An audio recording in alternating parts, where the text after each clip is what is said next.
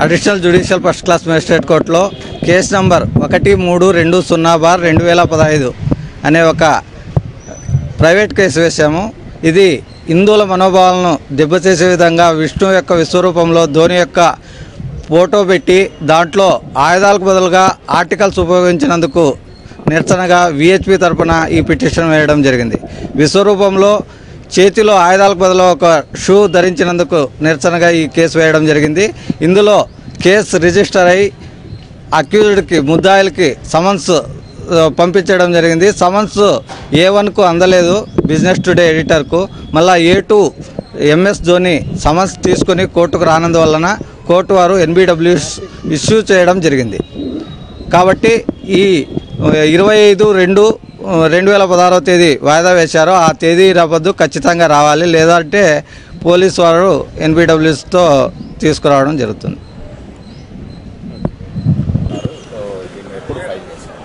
2013 జూన్లో case file చేయడం జరిగింది, ప్రైవేట్ కంప్లైంట్ చేయడం. దాంట్లో అప్పుడు సమైక్యాంధ్ర ఉద్యమంలో జరుగుతున్న భాగంలోనే ఒకసారి హాజరు కాకపోతే డిస్మిస్ ఫర్ డిఫాల్ట్ అని చెప్పేసి కోర్టు దాన్ని డిస్మిస్ చేయడం జరిగింది.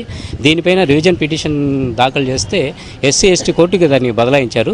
SC/ST కోర్టు వారు విచారణ జరిపి గతంలో 3 సార్లు సమన్లు కూడా జారీ చేయడం జరిగింది.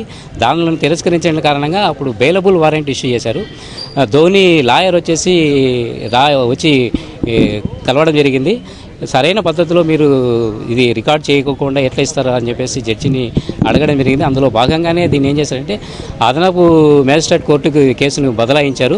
దీంట్లో భాగంగానే నన్ను మరియు సాక్ష్యం చెప్పినటువంటి నా మిత్రుని ఇద్దరిని విచారించి కేసు స్టేట్మెంట్ రికార్డ్ చేయడం జరిగింది. రికార్డ్ చేసిన తర్వాత మరి సమన్లు జారీ చేశారు, కోర్టుకు హాజరు కమ్మని చెప్పేసి. గతంలో హాజరు కాకపోగా ఈసారి కూడా 2 సార్లు సమన్లు జారీ అయ్యాయి.